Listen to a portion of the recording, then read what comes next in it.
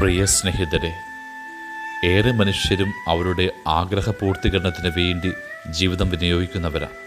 പേരിന്, സമ്പത്തിന്, അംഗീകാരങ്ങൾക്ക്, അധികാരത്തിന് വേണ്ടിയൊക്കെ ജീവിക്കുന്നവർ. ഈ ഭൂമിയിൽ ഏറ്റവും സമ്പന്നനായിട്ട്, ഏറ്റവും ഉയരമുള്ള പർവ്വതം കീഴടക്കിയിട്ട്, ഏറ്റവും ശക്തനായ അധികാരിയായിട്ട്, ഗിന്നസ് ബുക്കിൽ പേരെഴുതിയിട്ട്, ഒടുവിൽ മരണത്തിന് മുമ്പ് നിന്നുകൊണ്ട് തിരിഞ്ഞു നോക്കുമ്പോൾ എല്ലാം പാഴായിരുന്നുവെന്ന ബോധ്യം വരും. ആകയാൽ അനുദിനം നാം ജീവിക്കേണ്ടത് മരിച്ചുകൊണ്ടിരിക്കുന്നു എന്ന ബോധ്യത്തോടു കൂടിയാവണം. Live like you are die. നമ്മൾ എങ്ങനെ ജീവിക്കുന്നു എന്നതല്ല കാര്യം, എങ്ങനെ ജീവിതം അവസാനിപ്പിക്കുമെന്നതാ. പൗലോസ് അപ്പോസ്തലനെ ഓർക്കുക. ജീവിച്ചിരിക്കെ തന്നെ മരണത്തെ കണ്ട് മുന്നോട്ട് പോയൊരു ശിഷ്യനാണവൻ. ഭൂമിയിലെ തൻ്റെ സമയം അവസാനിച്ചിരിക്കുന്നുവെന്ന് ബോധ്യം കിട്ടിയ ഒരാൾ.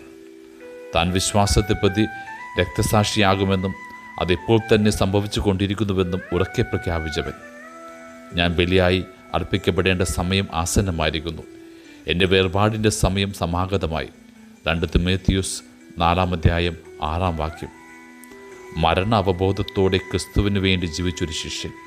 അതെ, lived like he was dying. വെറുതെ ഒന്ന് ധ്യാനിച്ചു നോക്കിയേ. മരണാന്തരം ക്രിസ്തുവിനെ നാം അഭിമുഖീകരിക്കേണ്ടി വരും.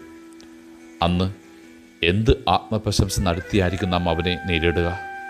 നല്ല ജോലി, ബാങ്ക് അക്കൗണ്ട്, ബിരുദ സർട്ടിഫിക്കറ്റ്, സൗദവലയങ്ങളുടെ വാപുല്യം, നേടിയ പ്രശസ്തി, മറ്റുള്ളവരുടെ ഭംഗി വാക്കുകൾ, നേടിയ നാഴികക്കല്ലുകൾ, തകർത്ത റെക്കോർഡുകൾ, വിജയത്തിന് പൊന്തൂവലുകൾ, എഴുതിയ പുസ്തകങ്ങൾ, നേടിയ അവാർഡുകൾ. ഇതൊക്കെ കാണിച്ചാണ് നാം അവനെ പ്രീതിപ്പെടുത്താൻ ആഗ്രഹിക്കുന്നുവെങ്കിൽ ക്ഷമിക്കണം, വലിയൊരു നിരാശയിലേക്ക് അത് ചെന്ന് അവസാനിക്കൂ. ഇതോർക്കുന്നത് നല്ലതാ. വിചാരിക്കുന്നതിനും നേരത്തെ നമ്മൾ മരിക്കും. ശവപ്പെട്ടിയിൽ അടക്കം ചെയ്യപ്പെടും. ഒരു സെമിത്തേരിയിലെ കുടിയിലേക്ക് എടുക്കപ്പെടുകയും ചെയ്യും. അതിന് മുകളിൽ മണ്ണുകൊണ്ട് നിറയപ്പെടും. ആ മണ്ണിൽ നിന്ന് പുല്ലുകൾ മുളയ്ക്കും. അപ്പോൾ നമ്മൾ കഠിനമായി പോരാടി നേടിയതൊക്കെ നിഷ്ഫലമാകുമെന്നേ. നമ്മുടെ സമ്പത്തും സ്ഥാനവും മറ്റാളുടേതാകും.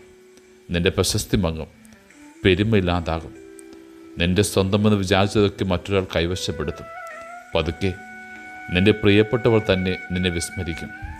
ഈ ഭൂമി നീ ജീവിച്ചിരുന്നില്ല എന്നതുപോലെ തന്നെ വൈകുന്നതിന് മുമ്പ് എന്നും നിലനിൽക്കുന്ന സത്യത്തിൻ്റെ മുകളിൽ ജീവിതത്തെ പ്രതിഷ്ഠിക്കാൻ നമുക്ക്. Build your life around those things that will last for ever. Amen.